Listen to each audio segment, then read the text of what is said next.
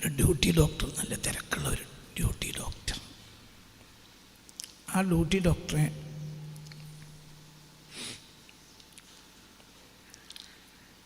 വോട്ടിന് വേണ്ടിയിട്ട്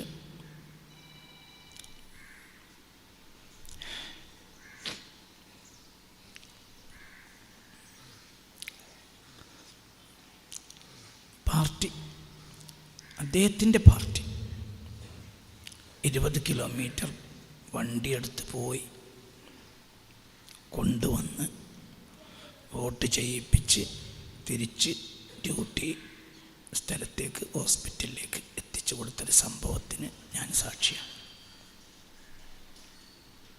അത് നന്മയാണ്, അത് തിന്മയായിട്ട് നല്ല കാര്യമാണ്. പക്ഷെ എന്തുകൊണ്ടാണ് അവരങ്ങനെ ചെയ്തത് എന്നതൊന്ന് നമുക്കൊന്ന് ആലോചിക്കുക. അതായത് ഈ പാർട്ടിക്കാർ വണ്ടിയെടുത്ത് പോയി 10-20 കിലോമീറ്റർ ദൂരെ പോയി ഹോസ്പിറ്റലിൽ പോയി, അദ്ദേഹം പറഞ്ഞ നേരത്ത് പോയി. അദ്ദേഹം ഡ്യൂട്ടിയിലാണ്, കൃത്യമായി 5 മണിക്ക് ഉള്ളിൽ വോട്ട് ചെയ്യണം എന്ന നിലയിൽ വണ്ടിയെടുത്ത് പോയി കയറ്റി കൊണ്ടുവന്ന് 20 കിലോമീറ്റർ ഒരു വോട്ടിന് കൊണ്ടുപോയിട്ട് വോട്ട് ചെയ്യിപ്പിച്ച്. വോട്ട് സ്വകാര്യമാണ്, ആർക്കാണ് വോട്ട് ചെയ്തത് അയാൾക്കും പടച്ചോൻ മാത്രമേ അറിയൂ. പക്ഷെ സ്വകാര്യമാണ്, അത് ഇവർക്കൊരു ഉറപ്പുള്ള കാര്യമല്ല, സ്വകാര്യമാണല്ലോ. എന്നിട്ട് പോയി വോട്ട് ചെയ്യിപ്പിച്ച് 20 കിലോമീറ്റർ വീണ്ടും വണ്ടി ഓടിച്ച് കൊണ്ടുപോയിട്ട് ഡോക്ടറെ ഹോസ്പിറ്റലിലാക്കി കൊടുത്തു ഡ്യൂട്ടി. എന്തുകൊണ്ട്? ഇവർ 2 കൂട്ടരും ഒരു പാർട്ടിയാണ് എന്നതാണ് കാരണം. അപ്പം പരസ്പര വിശ്വാസമാണ്. ഞാൻ ആർക്കാ ചെയ്തെന്നുള്ള ചോദ്യത്തിന് അവിടെ അർത്ഥമില്ല. എല്ലാവരും വോട്ട് ചെയ്തത് ഒരു സ്വകാര്യതയിൽ ആണെങ്കിൽ പോലും പാർട്ടി ഒന്നാകുമ്പോൾ എങ്ങനെയുണ്ട്, നമ്മളെ സ്ഥാനാർത്ഥി ജയിക്കും. ഇവിടെ നമുക്ക് ഷുവറാണ്. അതെങ്ങനെ? എല്ലാവരും സ്വകാര്യതയിലാണല്ലോ വോട്ട് ചെയ്യണത്. പക്ഷെ അവർക്കൊരു വിശ്വാസം ഉണ്ടാവും. എന്തുകൊണ്ട്? അവരെല്ലാം ഒരു പാർട്ടിയാണ്. ഞാൻ കഴിഞ്ഞ ആഴ്ചയിലെ വ്യാഖ്യാനത്തിലേക്ക് തിരിച്ചു വരികയാണ്.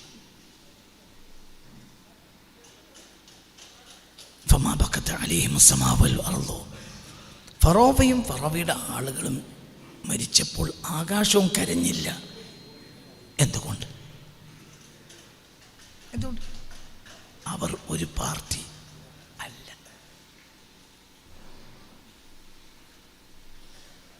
എൻ്റെ പഞ്ചായത്തിൽ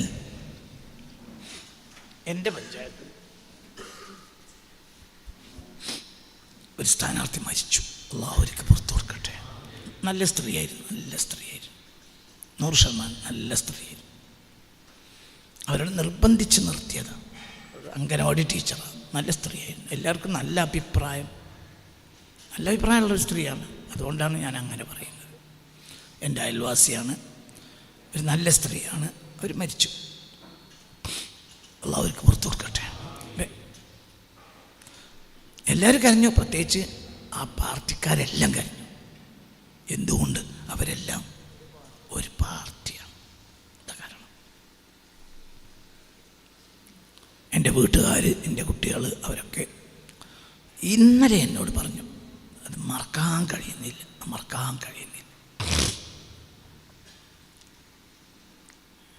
ഹസീന ടീച്ചറെ മരണം മറക്കാൻ കഴിയുന്നില്ല.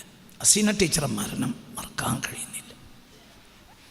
എൻ്റെ ഭാര്യ, മക്കളൊക്കെ ഇന്നലെ എന്നോട് പറഞ്ഞു മറക്കാൻ കഴിയുന്നില്ല. എന്തുകൊണ്ട് മറക്കാൻ കഴിയുന്നില്ല? അവരെല്ലാം ഒരു പാർട്ടിയാണ്. അല്ലാത്തവർ മരിച്ചാലും നമ്മൾക്ക് വിഷമം വരില്ലേ? പെട്ടെന്ന് സ്ഥാനാർത്ഥി ഒക്കെ വരാം, പക്ഷെ അതിനൊക്കെ ഒരു പരിധി ഉണ്ട്, അപ്പുറത്തേക്ക് അത് പോകില്ല.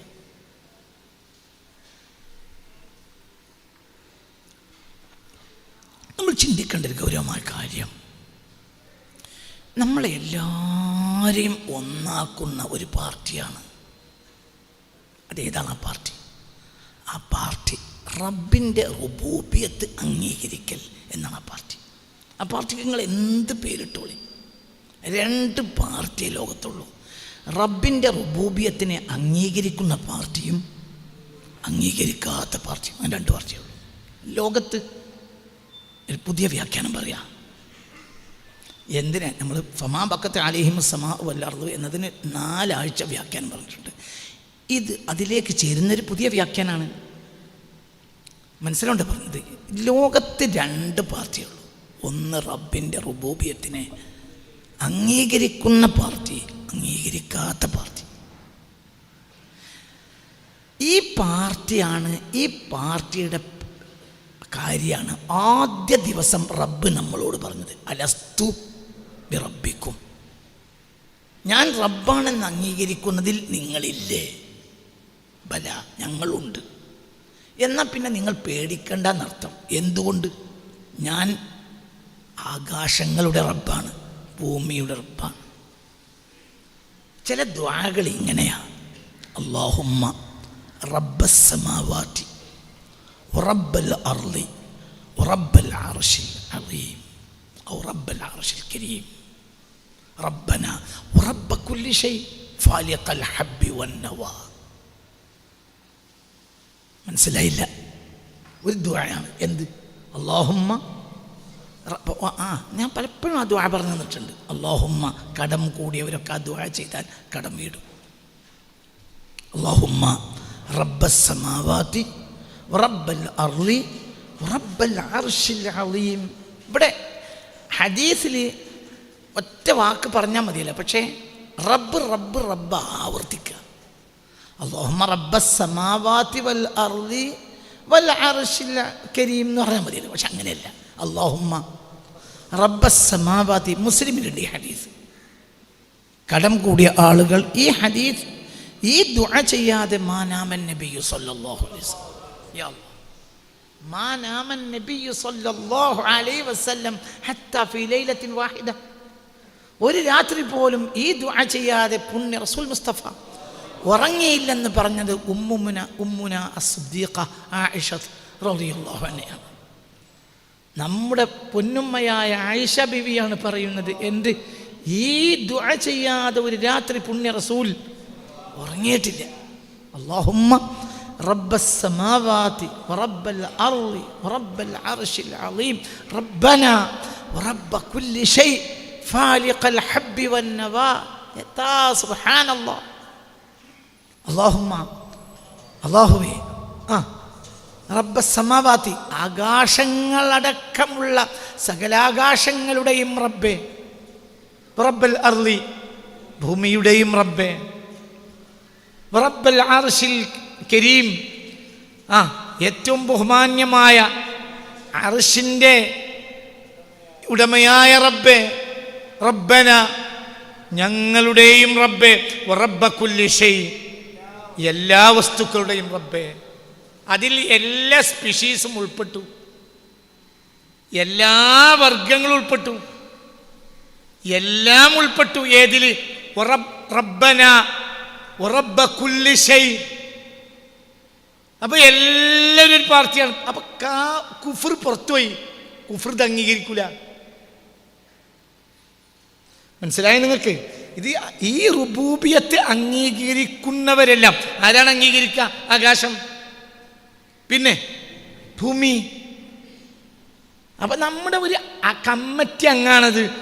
നീയും ആകാശവും ഒരു കമ്മിറ്റിയിൽ അങ്ങാണ്. നമ്മൾ പല കമ്മിറ്റിയിൽ അംഗമായിരിക്കും. നമ്മൾ മരിച്ചാൽ അവിടെയൊക്കെ അനുശോചനം നടക്കും, അല്ലേ? പറയാ അങ്ങനെ തന്നെയല്ലേ?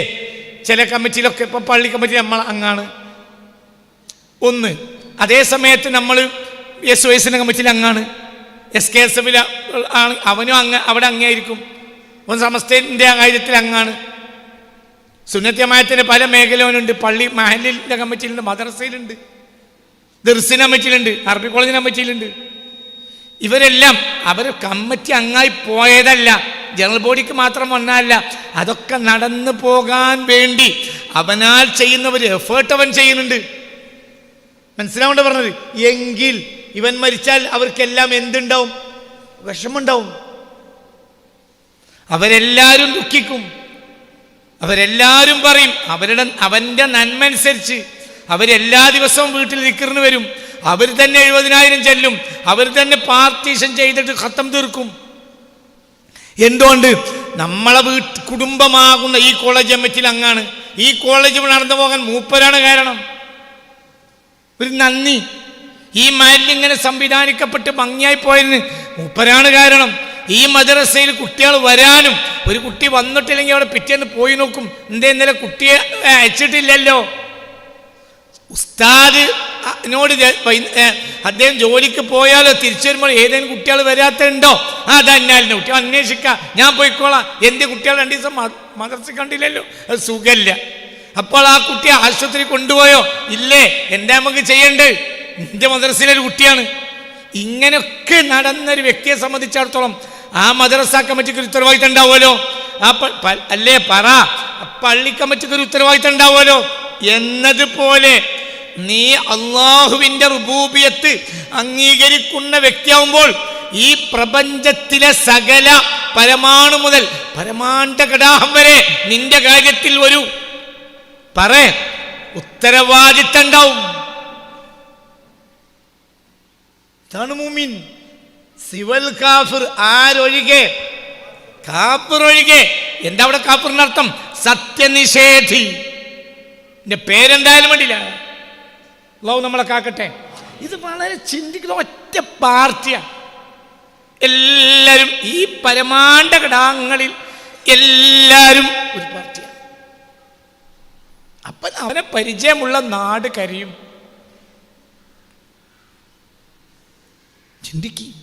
ഒരു നാട്ടിലോൻ ഇഖ്ലാസോട് കൂടി ഒരു വയൽ പറയാൻ പോയിട്ടുണ്ട്, മുഖ്ലിസായ വയലാണെങ്കിൽ ആ നാട് കരിയും.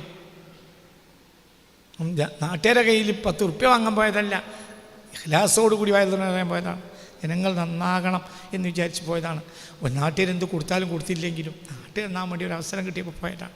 ആ നാടിനും അവന് പരിചയം ഉണ്ടാവും. മനസ്സിലായില്ലേ പറഞ്ഞത്?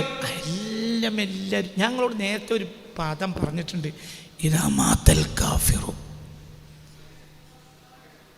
തസ്തരീഹു മിൻഹുൽ ഇബാദു വൽ ബിലാദു വദ്ദവാബു വൽ അഷ്ജാർ. ഒരു കാഫിർ ജീവൻ പോയാൽ തസ്തരീഹു മിൻഹുൽ ഇബാദു വൽ ബിലാദു വദ്ദവാബു വൽ അഷ്ജാർ. അൽ ഇബാദ് ഇദാ മാതൽ കാഫിറു. ഒരു കാഫിർ ജീവൻ പോയാൽ, സത്യനിഷേധി, മനസ്സിലായില്ലേ? സത്യനിഷേധി ജീവൻ പോയാൽ തസ്തദീഹു സന്തോഷം, റാഹത്താവും, റാഹത്തെടുക്കും. മിൻഹു അവനെ തൊട്ട്, അൽ ഇബാദു എല്ലാ ദാസന്മാരും ദാസികളും. തസ്തദീഹു മിൻഹുൽ ഇബാദു വൽ ബിലാദു അവനെ പരിചയമുള്ള നാടുകളും. ആ നാട് പറയും, അല്ലാഹ് ഇപ്പോൾ 2016 ഒരിക്കൽ ഇവിടെ വന്നതാണ്. അന്നാ വയൽ കേട്ട് എത്ര ആളുകൾ കരഞ്ഞു, നന്നായി. ആ നാട്ടിൽ സാധുവായ മനുഷ്യൻ്റെ എന്ന് പറഞ്ഞ് സഹായിക്കാൻ വേണ്ടി ഒരു മുംഫിക്കായ ആളാണ് പോയി, അവിടെ പോയി. എൻ്റെ കയ്യിൽ 10 ഉറുപ്യ ഉണ്ട്. അപ്പോൾ ആ നാട്ടിൽ കഷ്ടപ്പെട്ടവനുണ്ടെങ്കിൽ ആ കഷ്ടപ്പെട്ടവനെ കാണാൻ വേണ്ടി അവിടെ 10 ഉറുപ്യ കൊടുക്കാൻ വേണ്ടി പോയിട്ടുണ്ട്. അപ്പോൾ ആ നാട് കാര്യം. അപ്പോൾ നാട്ടിലൊരു വിഷമമുണ്ട് എന്നാണ് ഇപ്പം കരുതുന്നത്. ഒരു ബാല്യക്കാരനെ നിങ്ങൾക്ക് ഓർമ്മയില്ലേ? പ്രളയത്തിൻ്റെ സമയത്ത് ഒരു ബാല്യക്കാരൻ നിങ്ങൾക്ക് ഓർമ്മയില്ലേ? പ്രളയത്തിൻ്റെ സമയത്ത് ആ തോണിയിലേക്ക് ആളുകളെ കയറ്റുമ്പോൾ അവിടെ ആളുകൾക്ക്, സാധുക്കളായ പെണ്ണുങ്ങൾക്ക് കാലങ്ങോട്ട് നീട്ടിയെടുത്ത് വെച്ച് കയറാൻ കഴിയില്ല. അപ്പോൾ ഒന്നും കിട്ടിയില്ല. അപ്പോൾ ഒരു സാധുവായ ബാല്യക്കാരൻ കൊമ്പിട്ട് നോർത്തു, മുതുകിൽ ചവിട്ടി. ഫോട്ടം വരാൻ വേണ്ടി ചെയ്തതാണെങ്കിൽ ഓന് നഷ്ടം. ഓൻ മുഖ്ലിസാണെങ്കിൽ ഓനെപ്പോലെ നന്മയുള്ള ആളാരാ? അള്ളാഹു അങ്ങനെ ആക്കി കൊടുക്കട്ടെ. നിങ്ങൾക്കത് ഓർമ്മയില്ലേ? മറക്കാൻ പാടില്ല. മലബാറിൻ്റെ നന്മയാണ്. മലബാർ എന്നാൽ ലോകത്തെ ഏറ്റവും നന്മയുള്ള നാട്. ഇങ്ങനെ നന്മയുള്ളൊരു നാട് എൻ്റെ ആയുസ് ഞാൻ കണ്ടിട്ടില്ല. മലബാർ ഇത് നന്മയാണ്. മലബാറിൻ്റെ മീം മദീനയുടെ മീമാണ്. മദീനക്കാരനെ മലബാറേര്. ആ സ്വഭാവം, ആ രീതി, അത് നശിപ്പിക്കാനുള്ള ഒരു ശ്രമവും ഞങ്ങൾ അനുവദിക്കൂല. അള്ളാഹു നമ്മളെ കാക്കട്ടെ. അതങ്ങനെ തന്നെ പോകണം. അത് നമ്മളെ ജീവൻ കൊടുത്താലും അങ്ങനെ പോകണം. മലബാറിൻ്റെ നന്മ നിലനിൽക്കണം. ഒക്കെ മലബാറിൻ്റെ നന്മയാണ്, വേറെ എവിടെ ഉണ്ടാവില്ല. അപ്പോൾ നോക്കൂ, നിങ്ങൾ ചിന്തിക്കുക. അപ്പോൾ ആ ഭൂമി ആ മണ്ണ്, ആ കുനിഞ്ഞു നിന്ന മണ്ണ് കരിയും. മുഖ്ലിസാണെങ്കിൽ കരിയും. പഠിച്ചോനെ, ആ കുട്ടി ഇവിടെയല്ലേ കുഞ്ഞിന്ന്.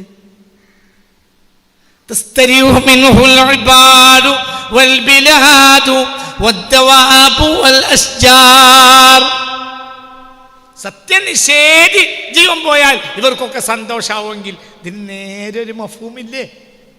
ഇതാ മാതൽ മുഅ്മിനു, ഒരു മുഅ്മിനായ മനുഷ്യൻ മരിച്ചാൽ തബ്കി, അതിനെ മേൽ കരയും. അൽ ഇബാദു, അവനെ പരിചയമുള്ള ഇബാദൊക്കെ കരയും. മനസ്സിലായില്ലേ? അള്ളാഹുവിന്റെ മലക്കുകൾ കരയും. ആ കൂട്ടത്തിൽ നമ്മളെ പെടുത്തട്ടെ.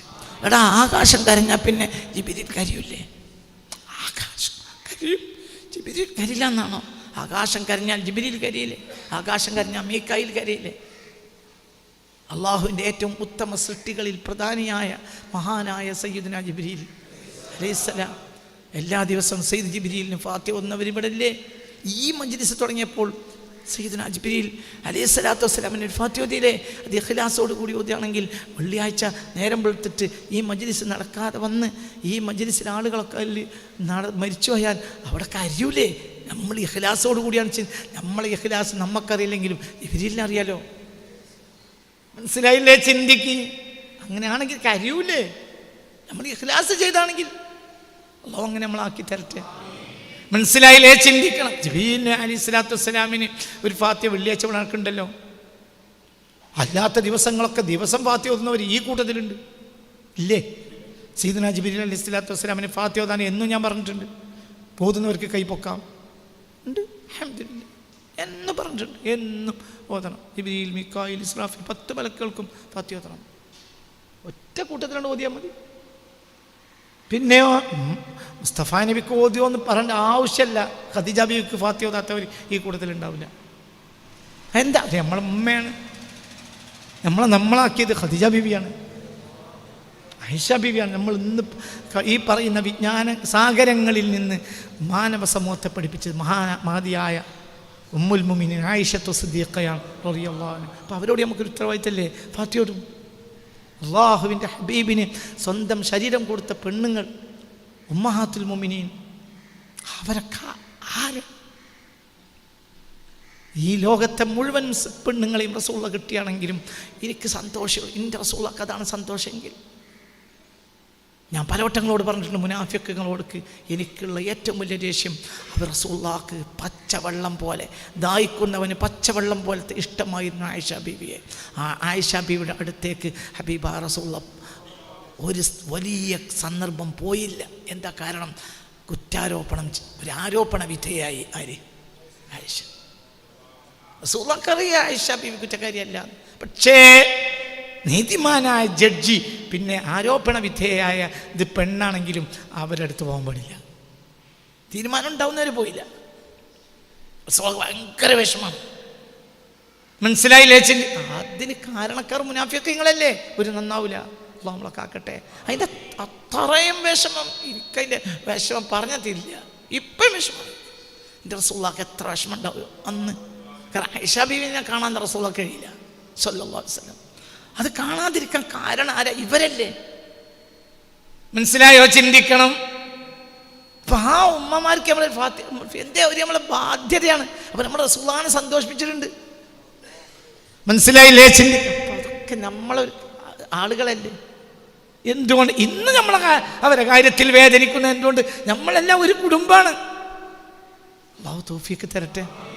എല്ലാം എല്ലാം എല്ലാം تستريح منه العباد والبلاد والثواب والأشجار. الثواب മൃഗങ്ങൾ, അവനെ പരിചയമുള്ള മൃഗങ്ങൾ, അവൻ്റെ വീട്ടിലെ പൂച്ചക്കുട്ടി. ഞാൻ കസുവയെ പറ്റി ഒരിക്കൽ പറഞ്ഞിട്ടുണ്ട്. കസുവ റസൂലുള്ളാഹി വഫാത്തായതിനു ശേഷം ഭക്ഷണം കഴിച്ചില്ല. കസുവനെ അറിയില്ലേ? റസൂലുള്ളാഹിയുടെ ഒട്ടകമാണ്. ആര്? കയറി ഹസ്ബി റബ്ബി ജല്ലല്ലാഹ് ما في قلبي غير الله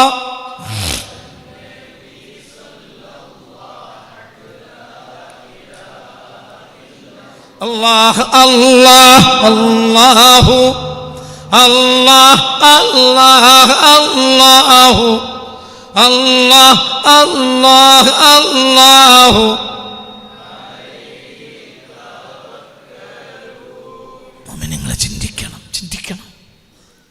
ഇപ്പം എല്ലാവരും ഒറ്റ വലിയൊരു